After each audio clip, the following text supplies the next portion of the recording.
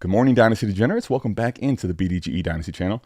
My name's Adam. If you're new to the channel, make sure you go down and hit that like button. Show us a little bit of love, putting out these videos for you every single week. And definitely make sure you hit that subscribe button so you don't miss any of the future content that we're bringing to you here on the Game of Dynasty. I want to talk a little more on the strategy side of things. And one of the things I love about being involved in the game and kind of talking with people through trades and going through things like a team review, which we're really close to releasing team reviews here at BDGE. Nick and I have been kind of combing over that process. We want to make sure we're doing these the right way. We're doing these the BDGE way. But also for me, I want to make sure that every single piece of groundwork is covered and that you're going to have clear instructions and a path of what you should be doing in the short term and the long term so that you can contend sooner and contend longer in the game of Dynasty, which I know that's what we all want to do. And when I'm doing this, right, kind of being really involved with a specific person and actually going through all these steps, it kind of keeps me sharp. It keeps me on my toes and making sure that I'm seeing the entire picture, and really that I'm keeping myself sharp by going through the process of actually implementing these in every single different market and making sure that I'm keeping myself sharp with all of the things and the nuances that go into what actually is important and critically important when you're talking about trying to trade with 9 other people, 11 other people, right? That's so different than talking about just doing it in a trading standpoint of the market. And this is kind of what's fair. There is a individual person on the other end that you're having to try to trade with. And what I really want to do here is kind of go over one of the team reviews that I've done most recently here. This was in early February when I did the initial team review, right? One of the things that's most critical, one of the biggest mistakes that I see Dynasty gamers make, and call it what it is, I've had plenty of my own faults of this. When you get some of these trades that come in that are just really terrible, I think what I see most Dynasty gamers do is leave so many trade opportunities on the table. One of the biggest and easiest ways this happens, right? Whether you're sending out an offer and you get a counter back, or just an offer comes into you, right? When you're getting ready to go look at an offer that comes into you in Sleeper, right? You get that little dopamine rush because you're like, all right, trade request sent. You're hoping that you go and see a trade that you can actually accept, or something that's pretty close to that where you're like, oh man, I'm going to get a trade done, going to help my team be in a better position. But more often than not, the trade that's going to come in likely isn't a smash accept for you. And so many times the trade that comes into you, whether it is a offer starting or a counter, is going to be probably lopsided in the other person's favor. And at that point, you basically kind of just, one, get a little bit offended by this. This is crazy. What do you think? What does he take me for? I'm gonna take this offer. But then 2, not only are you offended, you probably have a little bit of a squabble back and forth, or you just, don't say anything at all. And nothing comes to fruition as far as making a trade right now. So you're not any closer to a trade imminently. But then more importantly, actually, one of the things I think that's often overlooked is we play theoretically, right? As long as we don't have a bunch of people that are shitty and leaving leagues all the time, theoretically, we're playing with the same small group of people for the long haul, right? For the rest of the fantasy football days that you may have ahead. And when you're doing that, what you want to really do, in my opinion, if you want to have the ability to, one, be a little bit more forward thinking and actually drive and dictate where you're able to go and maneuver your team, you want to be able to have rapport. You want to have a bunch of bridges so that you're not in a position of, when all things go awry, even if you've done some really good things and you have a good roster, you're kind of just stuck. Because without trading, right, there's just only so many players that you're able to get on the waiver wire in a Dynasty League every single year. That's really not the way in which you're going to want to get value. So you want to be able to trade, in my opinion, with a lot of your different league mates. And this is why I like doing those team reviews so much, because through all the intricate stuff that you're going with that person, right? So when I do a team review, every single one is not one size fits all. So for example, maybe depending on the time that I'm doing the team review, immediately, right, within 5, 7 days, 2 weeks, whatever it is, a bunch of trades happen and they've got the ball rolling and started on where we're trying to go with this team, right? Where we kind of both agree based on what they want to do and what I think would be the best path for them in that basically role and how they want to maneuver with their team, what to do. But sometimes, maybe your league really isn't that active, especially, in that February and even here March. You may not have anything going on in your leagues other than some waiver wire transactions going through here and there. No trades have taken place at all. So for me, I try to make myself at least available to a little bit of a degree for when that trade activity kind of kicks up for these team reviews, so that they can at least see, the ball kind of get rolling, and I can at least know that they're going down the right path.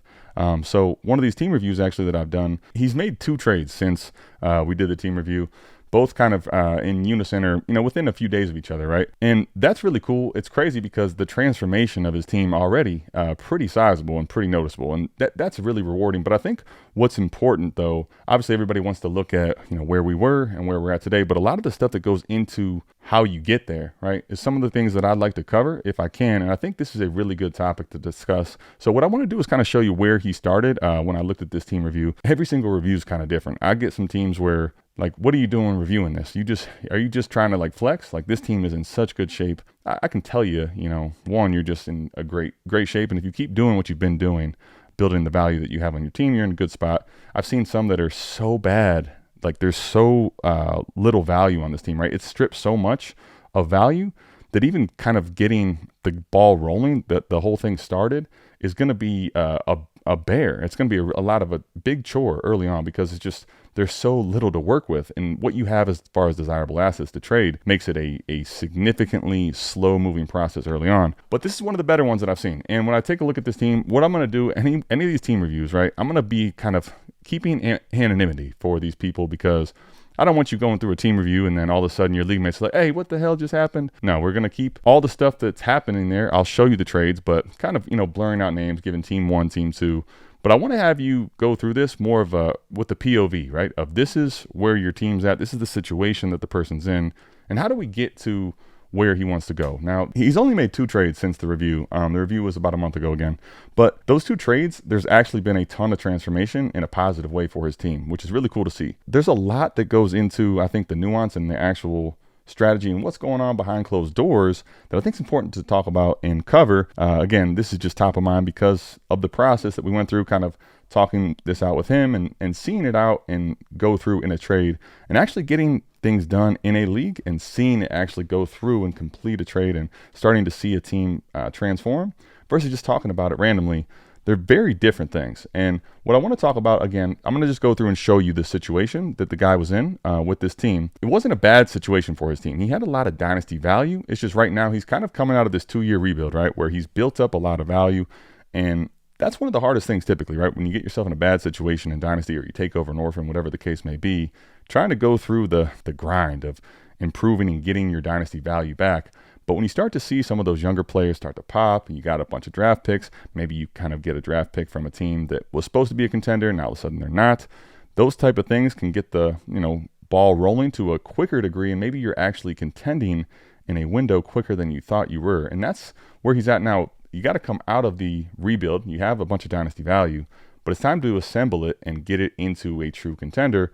That's one of the things I actually see quite a bit where the value looks great, right? The roster's kind of sexy, but realistically, it's just not put into the correct places. And it's not the most efficient dynasty value as far as producing to be a contender and actually go win in your league. So when you take a look at his team here, he's got Caleb Williams at quarterback. Super flex option is Bryce Young. Okay, so that's really it, though, as far as his quarterbacks go. He's got Carson Wentz, Desmond Ridder, basically nothing else. So 2 quarterbacks and, Young with a little bit of hope and upside, but still super sketchy for both of them. A little bit of hopium going into the whole Ben Johnson thing with Caleb Williams and the offensive line. There's a lot of things to like for the situation in this coming up year for Chicago. Bryce Young was in a horrible spot, basically got benched, and now had a very nice little finish to his season. So they're in better spots than you might have thought at certain points last year. But realistically, you don't have a quarterback 3 and you don't have very much high-end upside. And you certainly don't have like a solidified room that you feel like you can bank on week in and week out. Then you have at the running back position, right? He's got TDP, which is kind of crazy. Talking about TDP in Dynasty anymore is not that often, and he's in his starting lineup at the moment. Chase Brown, obviously, really nice guy to have in your running back room. But literally outside of that, right, you got Deneric Prince, Clyde Edwards-Helaire. I mean, that's it. Now, granted, when you're in a rebuild, this is kind of how it should look, right? Maybe you have one running back that you didn't expect to pop to the degree that he did, Chase Brown, and you have basically nothing else. You should be kind of cutting out a lot of those running backs from your team when you're truly rebuilding because there's a lot of volatility there. But then, where he has so much dynasty value, and you just love to see this, right? Brian Thomas Jr., Drake London, Malik Neighbors, DJ Moore, but Ladd McConkey as well. You look at Ladd, Malik, Drake London, Brian Thomas. These guys he basically has 4 of what are the younger players in Dynasty and also ascending and right now considered in the range of, anywhere from high end to low end wide receiver ones in the game, right? So that's a stranglehold on that specific type of a market, right? Young ascending wide receivers that are highly valued with dynasty value, which is awesome. He's got DJ Moore, and then he's got basically DJ Moore. Oh, there it is. Jameson Williams. I knew there was somebody else. Jameson Williams on the bench, right? So you have a decent receiving room, right? But the truth is it's probably overkill in a sense, right? You got too much value tied up into dynasty wide receivers that are it's just dynasty value. Like the production value from these guys isn't going to just smash away everybody else just because their dynasty value isn't necessarily as high. Guys like AJ Brown, guys like Amon-Ra St. Brown, right? The ones that eventually become less appealing as they're getting older. The production for those guys isn't necessarily guaranteed just because you have a lot of younger players. So probably has an excess of value there. And essentially, right, when you're looking at this, he has the 101, he has the 103. He's in a very good position, but definitely has some work to do. And I think realistically, when you're looking at this, right, it's very easy here to say, you want to go contend. And how do you do that versus maybe I just slow play it one more year, and by the year 2026, I'm good to go. And if you want to do that, you want to slow play it one more year, like, yeah, you could absolutely turn this into a ridiculous team probably in a year, just continuing to play the value game. But I think right now the nuance is kind of figuring out in a league where you've been rebuilding and other teams have not, but they're going to have to try to go down the rebuild path, whether they know it or not. You're kind of going to be switching the light switch, right? It's time for you to go into the driver's seat of contending. So again, obviously, just on the surface, you gotta improve this running back room and deepen it quite a bit. You basically have one running back of consequence, a good class to have a bunch of picks in. But again, you don't want to rely on all rookies if you don't have to in Dynasty. And you also have this quarterback room, which I'm not going to say it couldn't get it done. There's definitely the scenario, but you don't have any injury protection, and you don't have really any solidified production value from this room. Like Caleb Williams, we think well of the situation. It's not a lock he's going to produce. Bryce Young, again, he had some moments down the stretch. Again, it's not a lock that he's going to produce, and both these guys could actually get hurt, and then you have nothing. So basically overhauling where you have all this ridiculous value into the wide receiver room, right? Reassembling, retooling this team into a better looking contender. How we're going to do this, right? Essentially, the first thing, those are the two things we're trying to do right now. Go get high-end quarterback options if we can. And if you can't, then you're going to need to just fill out, a mid or a mid-level quarterback where maybe that is your super flex option on a weekly basis, and Bryce Young's more your quarterback 3, or maybe you just go get a cheaper quarterback 3. But obviously the running back room is something that needs to change in a hurry, in a big way. It doesn't necessarily have to be done completely by week 1, right? But you want to be, in those first few weeks, not missing the opportunity of putting your league mates to rest when the rest of your team maybe looks really good and performs, but you don't have a single body there. So obviously 101, pencil that in right now for Ashton Jeanty as a placeholder. You may not actually draft him. You may not draft the 101. You could absolutely trade it when the value gets higher and higher. But how we start here is we're trying to get running backs, okay? So the first deal that we actually get done with a lot of back and forth, this is not the primary deal that I want to discuss. He gets Saquon Barkley for his 103, right? So you got the 101 Jeanty. The 103, again, could be another running back here, or it could be one of these quarterbacks in the class, depending on what the landing spots in the draft capital is. But you think about it from the standpoint of, I think here it's important to trade some of these young players that have a bloated dynasty value at the moment, even though they could stay and even though they could end up being solidified game changers and young. Like, that's the kind of thread in the needle. What you don't want to do is see some of these players maybe go into their second season, or again, draft picks where we think they're going to be great. We think we're all going to hit, but they have a slow rookie season, or really don't do shit in their rookie season. All of a sudden you see a lot of dynasty value crater, and then also the production is not meeting you, which you're trying to do here. So kind of pivoting out and almost becoming safer options if you can, extracting that from this dynasty value that you have, especially right now around draft time when these assets are getting close to peak. So 103 for Saquon Barkley is basically what we're trying to get done. He wanted the 101. We weren't going to go 101 for Saquon. Not going to happen. Basically, it ended up settling on 103, and we had to swap Jameson Williams for Chris Godwin, which for me, again, trying to do what we're trying to do here, which is when he will get back to looking like he did in the early part of the season. But Chris Godwin going back to the slot with the situation that we have here with Baker Mayfield, the rapport he had, I'm perfectly fine betting on him, although he's getting older and he is hurt at the moment, for Jameson Williams, who certainly last year killed expectations for where I had it at. That's a nice trade. Now, Saquon Barkley, again, if he was to get hurt, you saw what happened with CMC. Certainly that could come back. But Saquon Barkley was one of the most dominant players in the game this year. He's going to be behind that same great offensive line. It's just one of those things where you solidify Saquon versus not having a running back. Maybe that would be Omarion Hampton, who has first-round draft capital. And I'm not saying that wouldn't be a bad asset, but Saquon Barkley, for what we can project at least right now, would help this team get from not having a good running back two into elite running back. So I think it's worth the risk of the age. But you guys let me know what you think of that trade. Next trade, right? Still trying to figure out how we're going to get now. Obviously, we'd like to still deepen the running back room. But if you just think about Dyansty, Chase Brown, and Saquon, you're in a much better position already just thinking about it out like that than you were with just looking at Chase Brown in your lineup. But I think we still would like to deepen the room a little bit. And obviously the quarterback is the big situation we need to go and address now. When I'm looking at the league and the scoring and the warp, basically, as much as I talk about how Caleb and Bryce are not secure, there's not a lot of players at the quarterback position that are certain to just be hammer production players. And the ones that are cheat codes, those are the Konami guys, the guys that can really rush. There's basically the big four, right? Lamar, Josh Allen, Jalen Hurts, and Jaden Daniels, right? So those four guys, I think right now with the value you have, we're basically in a position of being ahead in Dynasty value to probably try to make a luxury move for one of those guys because I think they're so worth it in this format. Lineup start 10, it's full PPR, just a 1.5 tight end premium. It's nothing crazy. So if you can get those type of quarterbacks, I think it's actually worth paying up that premium for. So initially, we're like, all right, let's send out some offers just to see. Like, let's just kind of get our feet wet, see if there's any interest. A lot of times, if you have a Josh Allen or Jaden Daniels, those type of quarterbacks, you just tell people to kick rocks. You don't move them. You know how important they are, and they're critical pieces to your team. And when you're coming to the table with a Bryce Young, Caleb Williams, right, there's not as much intrigue for those quarterbacks. Even if you start adding in guys like Ladd McConkey, Drake London, you might be able to entice them. But we're just trying to see, right, is there anything real there, or are these guys not playing ball?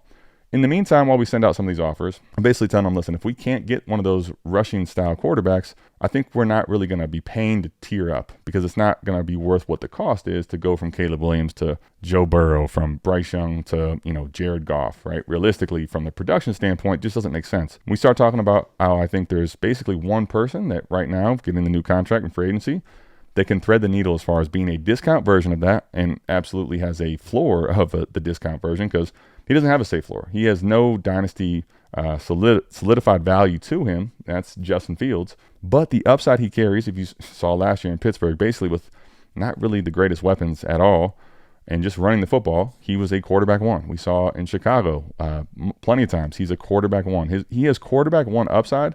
He doesn't cost anywhere near those guys, obviously we talked about prior in Dynasty, and he shouldn't, but the discount there is a opportunity for us to, I think, to go see what Justin Fields is going to cost, and can we add him into this quarterback room, which would feel great, right? If you could just add Justin Fields into this, thinking about it, right? There's a lot of risk with all these assets, but there's upside, and there's a lot of upside, and it's still relatively young. So we start seeing what is it going to take to get Justin Fields. He tells me he's got some decent rapport with this manager, so we go out and we send out just an initial offer just to see, right? We're trying to test the waters of how can we get out of some of these values of Ladd McConkey and Drake London if we could. Potentially we would go to Brian Thomas Jr. and Malik Neighbors if we had to, but definitely not looking to do so, especially for, getting back a guy like Justin Fields. So we start off with Ladd McConkey and Jatavian Sanders and Rashad Bateman as the starting offer. We send out that for a return of Josh Jacobs, Justin Fields, and Khalil Shakir, right? So at that point, we're like, all right, we'll see what he does. I thought realistically, especially with where Ladd's market is, we're basically Jatavian Sanders. I know people are probably still high on him and have big hopes for him. I don't want to be here to, go too hard on Jatavian Sanders. It's just the tight end position I don't really care about. And if he was to pop off and, it came back to bite me, I'm not really that worried about it, given his position. And Rashad Bateman, he had a better year this year, and getting off of him at this point I think would be fine.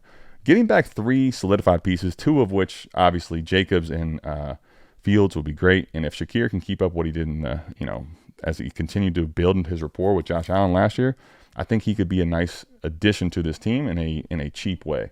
So we send that out, right? See what he has. Kind of expecting him not to quite hit the accept button, but just kind of feel him out, see where we're at. He sends back this is where we start off, right? This is where people basically at this point, right? We get to the start of the show. This is where people typically just, man, this is crazy. The counter comes back. He sends Ladd McConkey. He wants Ladd McConkey and his 26 first and Xavier Legette for Fields, Jacobs, and Shakir. And at this point, like, Ladd McConkey obviously is the highest valued asset in this deal. And then the first, like the first for Fields is probably on towards the high end. Now, I'm not saying he's wrong for asking for a first, but even then, you got Ladd certainly over Jacobs, and Shakir and Legette, realistically, dynasty value-wise, like, there's just not much difference. So, obviously, big, sizable gap. And you see an offer like that, you just, listen, the guy I'm doing the review for, shout out my guy Logan, he's like, come on, man, this is crazy. Guy's drinking, Kool-Aid, whatever. He's wants way too much, and there's nothing good going to come from this. So again, he sends me the screenshot, and he shows me their back and forth in the DMs, and they're basically both saying how their side that they were getting, or what they were sending away, was a joke, and the players that they're sending away are way more valuable than this. Basically going nowhere fast, and eventually we're going to lead to, like, all right, kick rocks, you're an idiot, you don't know what you're doing, and we're getting further from a trade now, and we're probably not in a better position. If not, we're certainly probably in a worse position when we go into trade negotiations with this person in a future point. So I said, like, we got to just explore this out. Let me just kind of walk through, I think, the way I think about this, and the way in which you got to try to think about it to get yourself to get as much information here as possible and see if there's anything that can be done. Now, don't get me wrong. You may know the person you're dealing with. And if you have a lot of rapport with this manager and they're just up to no good, they're trying to, fleece you, it's a little different conversation. But if you're struggling with rapport, right, you haven't gotten a lot of trades done with this person, they're a low trade activity person in general, but they're sending you out a counter, right? They sent you an offer. At the end of the day, as much as you can hate it, and I get the feeling of like, this is disrespectful, it's crazy, it's not even close. They sent you an offer, right? There's at least there the idea of, maybe they're full of shit. Maybe they're just trying to fleece you. But a lot of times you may find that they're just asking too much. And there is something in the overall discussion here, right? This trade discussion that just, it isn't passing the smell test, but there's actually, if you can dig through all this muck and shit, you can actually find some really good things in here about the person, what they want for their team. And overall, if you're able to figure out what they want and what they're trying to do and be flexible and make a trade with that person where they feel like they're kind of dictating and driving a little bit of the context of what they're trying to get done. They're kind of dictating who is a part of the pieces in the deal, and overall the structure of the deal they're kind of in charge of. That can go a long way, not just in a trade right now, but in a trade in the future.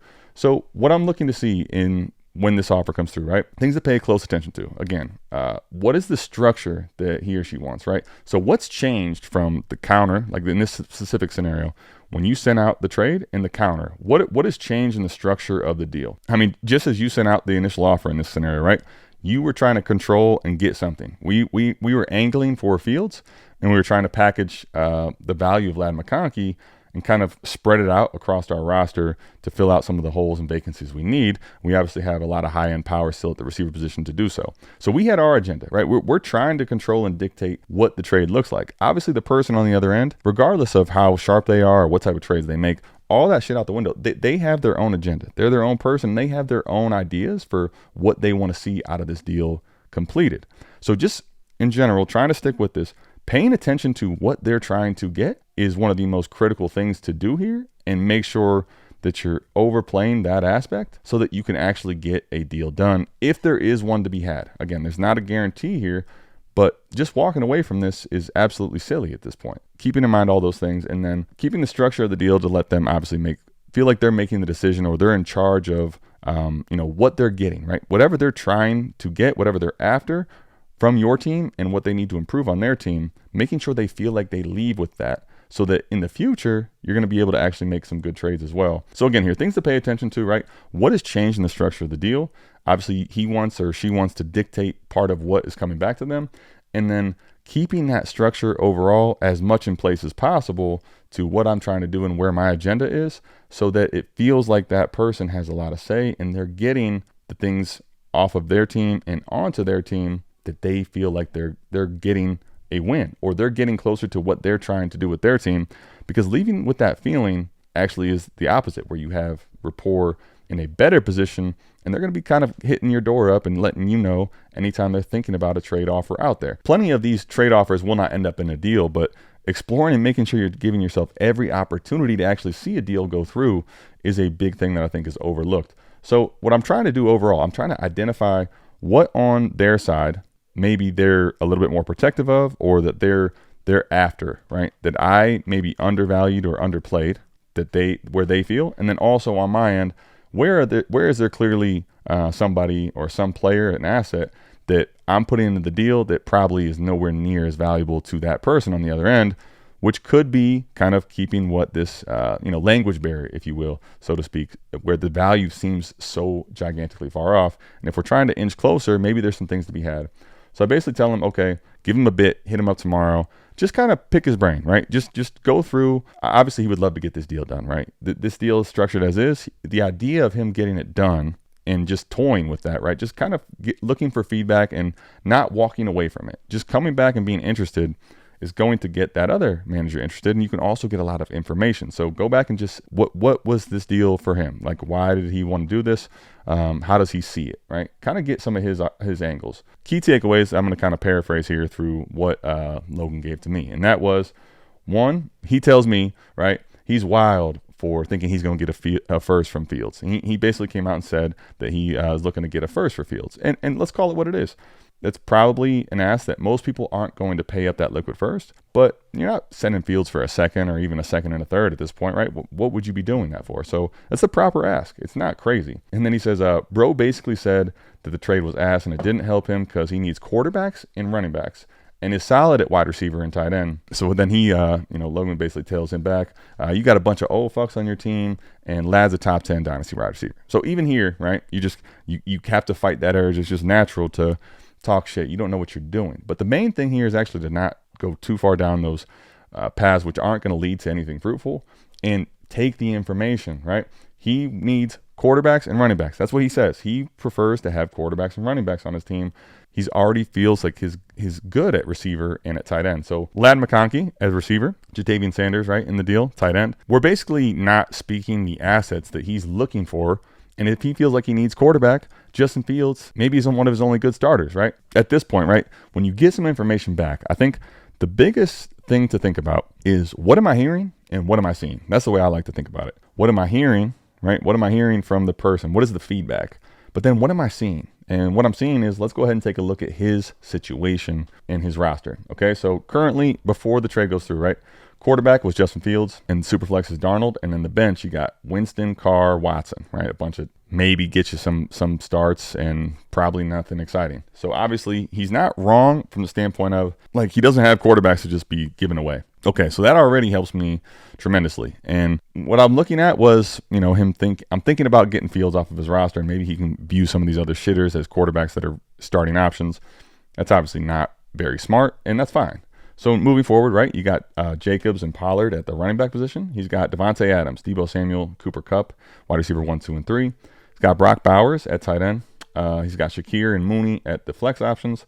And then on the bench, players to note of somewhat consequence: Tajay Spears, Blake Corum, Devin Singletary, Javonte, Ray Davis, Cole Kmet, Dalton Schultz, Luke Musgrave. Again, he's not wrong. He's got Kmet, Schultz, Musgrave, on top of the fact that you already got Bowers. Basically, if I had Bowers, I'm moving him. But if I was going to go down this path of keeping Bowers, there is no point in rostering all these other tight ends. Like, outside of, if you think in your market you can trade them, you're never going to want to start them. Now, if you want to have one backup, fine. But really, outside of that, overkill, because you're never going to sit Bowers ever. And then I'm like, okay, let me just kind of get a feel for this person in general, because he's wanting a first for Fields, which now I'm thinking, all right, maybe this team needs to get its rebuild kicked off, right? You see a lot of aging players on this team, and he's got the 109 pick, but it's gone. And the main thing I see here with the draft picks is, dude, we have a cupboard of nothing. 2025, he doesn't have a pick till the 4th round. 2026, he's already moved his first. So what do I see? He says he wants it. I'm sorry, what do I hear? He says he wants a first for Fields, and he likely, from what I'm hearing here, he doesn't value receiver all that highly. He's not at least trying to put a bunch into the receiver position. He feels okay with that, even though he's got a lot of aging guys. So he probably doesn't, value Ladd that highly. And also just thinking about how his team's built right now, seeing those fuck them picks, man, right? So what I'm seeing is fuck them picks, at least to this point. And then I'm also seeing this old crusty roster that was contending, and he lost in the semis. So at this point, Ladd is a younger guy that he may not care all that much about the young youth value of this player, right? Sometimes people get into this really crusty contending mold. It's a tough spot to be in a dynasty, and they may not care about Ladd's excess value because of he's a young ascending player. They have a team they're trying to make work around all these old shitters. When I'm thinking about moving forward, right, Ladd is the piece in the deal, which while we're trying to move off of him, that'd be great. Like it's not going to do us any favors bringing him here. It's not the place to move Ladd McConkey at his peak. And also what I'm thinking now is like, sometimes people talk about just like Fields for a first. I don't think he's saying I want to move Fields for a first. I think he's just talking generically in the sense of value, right? Like that's a value wise. If you're not giving me something in the range of a first, I'm not moving Fields. And that makes a lot more sense as I'm starting to see and hear these things. Again, he needs quarterbacks. So maybe this isn't the spot where we actually get per se, our depth at quarterback. But maybe this is a chance where instead of, getting our third quarterback, what if we bring Bryce Young to the table, right? Now we give him a little bit of a quarterback boost.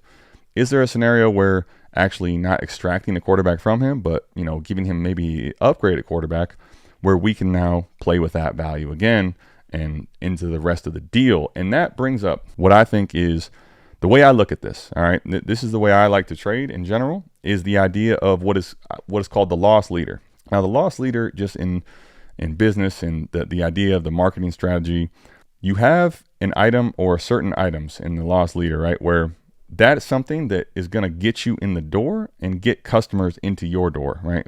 If you're seeking out business, if you're going door to door, you're going to be trying to get into the door. Having a really low price where you're either essentially well below market, so that you're going to have a chance to get and attract new customers, or you may even be so far that you're kind of losing, actually, truly to the letter of the word, you're a little bit below cost. But again, the whole idea there, right, and with the loss leader is that you're going to basically not make any money or make very minimal margin on that type of sale. You're not making much money there. But the idea is you're basically forming relationships, and you're going to be somebody that's top of mind all the time for other transactions that go down, where you can basically on the back end on those type of transactions make your profit back and put in a lot more, build in a lot more profit. And then overall, when you're looking at the blended whole picture, you have a lot more business and you actually have made a lot of money. And when you're looking at this from the dynasty landscape, right? One of the things I think in general, when you're looking at, I can't tell you how many times we're talking on I'm doing trade show or talking about dynasty trades. Everybody wants to win every single trade. And yes, to the letter of the law, of course, you don't want to ever lose a dynasty trade. I get that. But if you think about it from the standpoint of, again, this market and this loss leader concept, if you always end up winning the deal, right? The league chat sees you as winning the deal right then, right now. And, as time continues to play off, let's say you win basically all these deals. That's great. And you better have won these deals to a significant margin, and you better have basically made your sales for next year, because the more you do that, the less often people are going to be wanting to trade with you. They become like leery of trading with you. And overall, pulling fast ones over on people over and over. In Dynasty, if you're playing, again, this is theoretically in this standpoint of we're playing with these same people over and over, you're not going to be in a position down the road to continue to just keep pulling fast ones over on people unless you're just, who are we playing with here? What the fuck is this? So the point for me is with this loss leader, right? What I'm trying to do is actually find a way to make as many trades as possible. Maybe on some trades, I actually don't win the trade, right? But one, when are we judging when somebody wins the trade, right? Is it right now on the surface? Because the values of all these players are guaranteed to shift throughout, this offseason, and certainly once the season kicks back off with injuries, all kinds of stuff. But again, it's not necessarily I have to win every single trade. For me, I just want to win about 60% of my trades, because if I'm able to move with volume a lot more trades, I want to be able to go to the majority of people in my leagues that are willing to trade with me, and I can kind of find ways to get deals done with them where at least on some of them or in parts of the deal, they feel like they're getting what they need and they're able to talk to somebody that's willing to play ball and willing to get deals done with them. That loss leader concept is something that's really important from the standpoint of obviously looking at a trade where you lost in hindsight, like a year ago. That's not something that's a bad thing the way I view it, but also in a trade like this where there's a lot of assets, the loss leader is incredibly important, because what I'm trying to do here, right? Where are we at? Ladd's overvalued for, we are trying to put Ladd to the wrong person. Like, that needs to come out. But from his standpoint, he said Fields is worth a first. And that's who we're actually trying to go get. So this is a perfect opportunity for the loss leader to say, okay, in this transaction, which is going to go down, it's not just a Fields for a first we're trying to get done here. How can I kind of display and relate to this person? Like, I'm going to concede. I don't know that anyone else is going to pay it. It feels heavy, but you know what, man? I think we'll concede. I'll just go ahead and pay Fields. I know that's what you want for him, and I think that's probably what it makes sense. So I'll go ahead and give you that first for Fields, right? Kind of letting them know that they're winning that part of the deal, right? They're getting a part of the deal where they feel like, oh shit, okay, I'm actually going to get off of Fields, probably this up and down wild ride of Fields. I'm going to get off of him for the price I'm asking. That's something that is very, very enticing to a dynasty manager, right? So conceding that, but also then setting the ground rules for, all right, so I'm going to do that. However, Ladd for Jacobs and Shakir, like, that's just not cutting it. We're not doing that. And we basically have to figure out, though, like, how to make this deal go through. Like, I'm good with trying to give you what you need for Fields, but we got to try to figure out how to make this deal go through overall. And by establishing that, you're kind of letting them know, embracing for, right, there's going to be something on the other end, but they still are so attached to what that big win, right? With the loss leader mentality, you have such a good price on Fields. You're giving me basically what I'm asking for there. It's hard for me not to want to continue to go down with this trade. That brings to, how do I execute this? This is one of those where what I like to think about is it's called 2, not 3. And there was Ben Prober was the guy's name. He was a shoe salesman, and this is in like the 1950s. And he was a really successful entrepreneur. And basically, as he would go get shoes, right? So a lady would come in the door, right? She would go ask for a pair of shoes. What size you need? He'd bring them to her, right? Try them on. She's not sure if she wants them. Let me try these shoes on. So she gets a second pair of shoes. He brings them out. Now she's looking at, the shoes she just had with the new ones she brought out. And now she's looking around. There's all these different shoes. And she's like, all right, well, what about those? Let me try those. And he says, when we get to 3, okay, well, which one of these 2 do you want me to take away? Which one of these are you wanting to take away? Trying to limit and cut down the choices, because overall, when he'd start putting 3 and 4 pairs of shoes in front of them, while everyone says, you got to have more, sometimes all those extra decisions and seeing all these different type of trade offers or seeing all these different shoes, you kind of just get overwhelmed, and maybe you're not ready to make a decision. You kind of get further away from actually seeing which one you like the best and how do I get out of here with the shoes that I want. So basically 2, not 3 was how he built his business, and doing it where they're looking at, instead of looking at a whole store, just looking at these 2 trade offers, these 2 shoes. Which pair of shoes do I want to leave here with? And that overall led to significantly more sales done. And I think this is a perfect opportunity we're going to go trade offer A and trade offer B, 2, not 3, where A is going to be basically establishing what I just talked about, where Ladd McConkey for Jacobs and Shakir isn't going to cut it. So establishing what Ladd's price would be in trade offer A and what that would look like, and then giving them trade offer B, which the idea is here, letting them decide at the end of the day which one they want to go to. But after we have all this information and understanding all the nuance here, trying to set trade offer B up to almost be this, man, this might be the one. He's kind of speaking to all the different things that I'm looking for here. So trade offer B is kind of be, all right, like moving Ladd McConkey out, putting a different piece or different pieces into the deal. So it's super enticing, and he feels like, again, at the loss leader concept, he's moving Fields for the value which he's asking. So offer A, we're just going to start off the rip. We established Ladd's price here, right? So it's Fields plus Jacobs plus Shakir plus his 27 first. Now, again, this is one of those things where the last part of it, for me, seeing how he values picks and just testing the waters here. Maybe this is a person that wants to kind of rebuild and get that going. But everything I'm hearing, I'm thinking maybe they'd like to get off of these picks. They don't care about them. And the 27 class has some really exciting players in the early part. The 27 first here is such a potential absolute gemstone when you look at how his team's built and thinking about having a chance to get that pick with his roster in a deal like this, where it's Fields, Jacobs, Shakir, and a 27 first is what we send away. And we are asking for, in trade offer A, Ladd McConkey is going to go away with Leggett plus the 212 and our 26 first. Now, that's still pretty nice, right? He gets the 26 first still. He gets Ladd, he gets Leggett, he gets the 212. And basically all we've really done is add in his 27 first, which if he doesn't value it all that much, that still might be enticing. But again, we're thinking Ladd is just not anywhere near market for him in value. Now, offer B, right? So we're going to take Ladd out, and we're going to give him the quarterback upgrade. That's what we really know and what we're trying to do with this deal. And we're going to probably take the 27 first, trying to get some of the assets and values out of his team. If he doesn't care about these picks, let's take value there.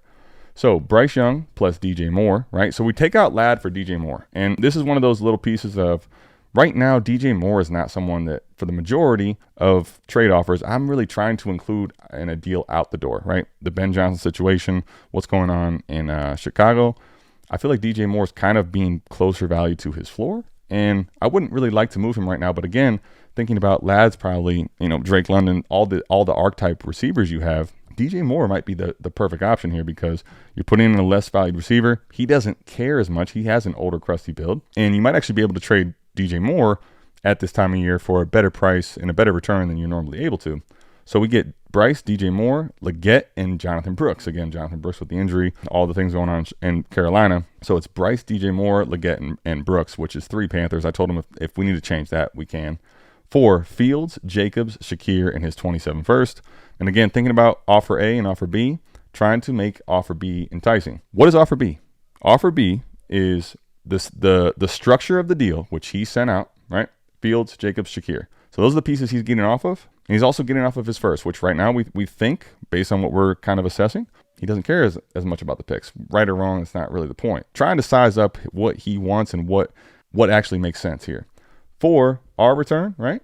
The same type of structure, but what we're sending him, Bryce Young. Okay, now we get a quarterback upgrade versus just losing Fields. That's a big difference while keeping the structure the same. DJ Moore for him, he didn't value that McConkey anyway. And so now we kind of just keep all that dynasty value in a potential future trade for us on our team, move off of DJ Moore.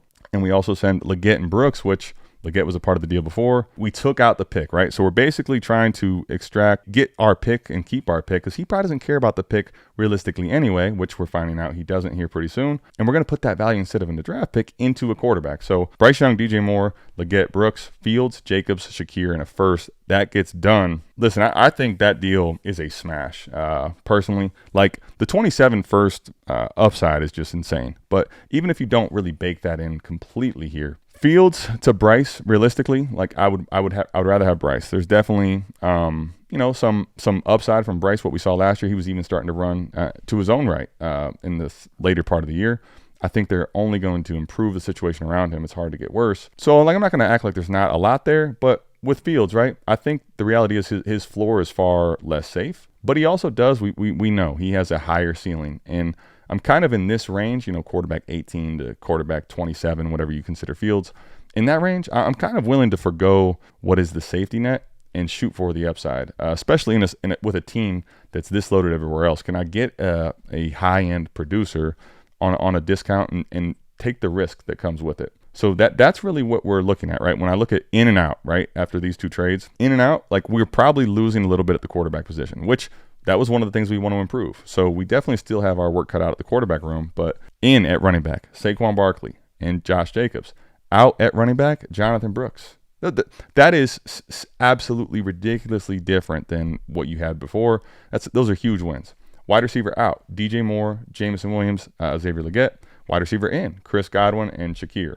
Like the way I look at that, the wide receiver room, with considering what all you still have at the receiver position, like I really don't even think it's all that different, honestly. There's more value in Dynasty on your team going out because of J-Mo and because of DJ Moore. But Godwin and Shakir, I think, can very realistically get pretty close to what they're doing in production. And Leggett, I'm kind of at this point just willing to move off of him and just try to get off of the value that he has at the moment, right? And picks out, we're off of the 103, okay? But we have brought in a 27 first. So we haven't even really moved off of first round picks yet. Obviously 103 is versus 27 first, time-wise, huge. But to think about what you have on your team versus what you have moved off of, at this point, our running back room, extremely different with Saquon, Jacobs, Chase Brown, and Genty. If we just thought about it from that standpoint, like that changes the entire makeup of this team. And right now still leaves you Brian Thomas Jr., Malik Neighbors, Drake London, Ladd McConkey, all to play with and value to make moves to try and go still get this high-end quarterback down the road. That's still the trade that we need to make here. Can we do that? Can we basically package up something crazy to go get this high-end quarterback? A few of the teams here that are potential people to work with for getting this quarterback upgrade, one of the last things we need to do here. I'm not saying it's the last trade we'll ever make, and we're far from done, but what the next step is here. So one team has Jaden Daniels, CJ Stroud, Bo Nix, and JJ McCarthy. Now, with those 4 quarterbacks, right, all young, ascending, JJ McCarthy's on the rise a ton in dynasty value. I think it presents a unique opportunity where, like, I'm not going to act like Jaden Daniels isn't going to cost an arm and a leg still, but can you offer something to a person like that where you send a serious wave of receiver value and young, exciting receiver value to him, and he still has Nix and CJ Stroud and JJ McCarthy? Possible, right? So that's definitely something I think off the rip. We're going to still go basically to, those 4, the big 4, Jaden Daniels, Josh Allen, Lamar, see what we got to do, Jalen Hurts, to try to make a deal for those guys. I think it's probably with the scenario that we have the pieces in place to go actually make that deal. At the same point, sometimes those are basically non-movable assets in Superflex Start 10. So in the 12-team league, that is. So we're going to explore that one. Jaden Daniels is the first one early. If that isn't really going to happen, like if it's just way beyond palatable, I think the next thing we do, right? All right, we got to figure out how else we can build around the quarterback room. The next team that would be, I think, someone to target is there's a team that has Burrow, Herbert, and Kyler. I think realistically, especially with all the narratives going on and the situation where he was last year, Kyler Murray is about as unsexy as I can ever remember in Dynasty. He's probably off the injury, he was pretty lowly valued too. So somewhere in the range of his lowest point as far as Dynasty value. And I'm not saying I'm super excited for Kyler, but the truth is he still has a very nice rushing floor. And realistically, for what we're trying to do with this team and how we built it, trying to buy low on Kyler kind of makes sense here for this team. It's maybe not, the big splash play of going to get one of them super high-end quarterbacks, but it's not going to cost you that. And seeing that he has Burrow and Herbert might be the perfect thread in the needle to go ahead and get Kyler Murray from him, see what it's going to take to get Kyler. And then if that doesn't happen, right, I think the next thing we do is we kind of go back to down the road. We go back to the same person that has Jaden Daniels.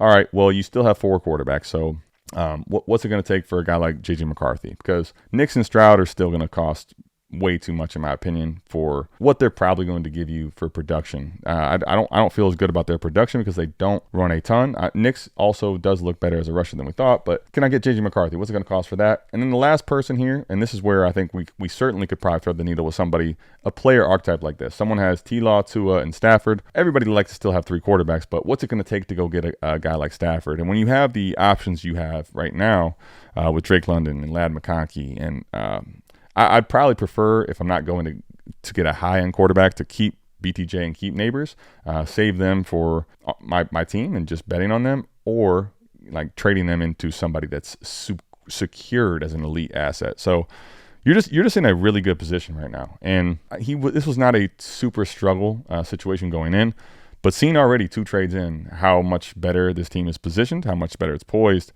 And I think just right now, going into the season, you still have so much time here. What you're going to do with the 101, throwing all those darts in the 3rd and the 4th round at a deep running back class, having your first, having a couple extra 2nds and 3rds in 2026, and then having all your picks in 2027 and this huge wild card, joker card, if you will, for if that team that is really old and crusty starts to fall out, which, think about it again, right? That team now lost Jacobs. Like, that was one of its big drivers last year as far as production goes.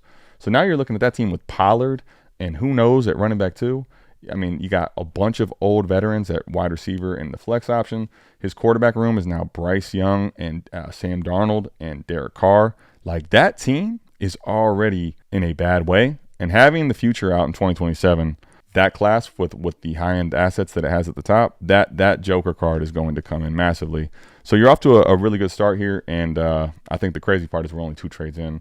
Seeing what this will look like maybe 3 or 4 trades from now, you could be looking at a totally different situation where I think it's really hard sometimes to even think about and navigate where that trade came in, right? That trade was so far from what you wanted. It's really easy to kind of walk away from that, but the only thing you're walking away from is the potential to actually get done a really great deal. And sometimes those are, for me anyway, I look back, some of those deals where I'm like, man, this guy is crazy. What are we doing here? But just kind of going through and seeing if there's anything there that's more than meets the eye. What is actually going on here? What is he trying to get done? What is she trying to get done? Is there a way for me to thread the needle? And if you can go and do that, you can build a really nice opportunity and a bridge for yourself, rapport to get trades done later on.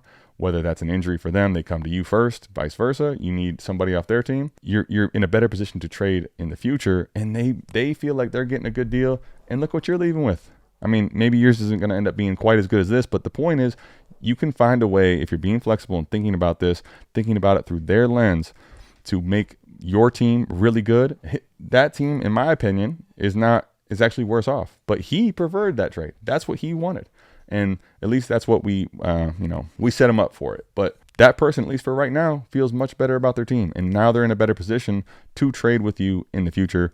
That's what I want to talk about today. It's the small nuances of the game and thinking about how you can constantly be more available for trades, because the more trades that I make typically, I'm going to be in a better position overall. If I look at the large majority of my trades, I'll probably win 60% of them, 65% of them, somewhere in that neighborhood. Where if I only make 2 trades, the truth is, you could always make a losing trade. Even if you love it at the time, you can make a losing trade.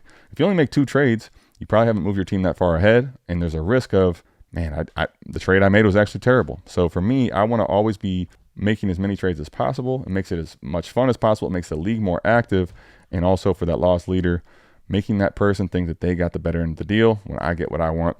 Anyway, that's all I got. Let me know what you guys thought of this video, this concept of the reviews. If you want some of those, put it down in the comments. We're coming soon with the team reviews. We love you. We're out of here. Peace.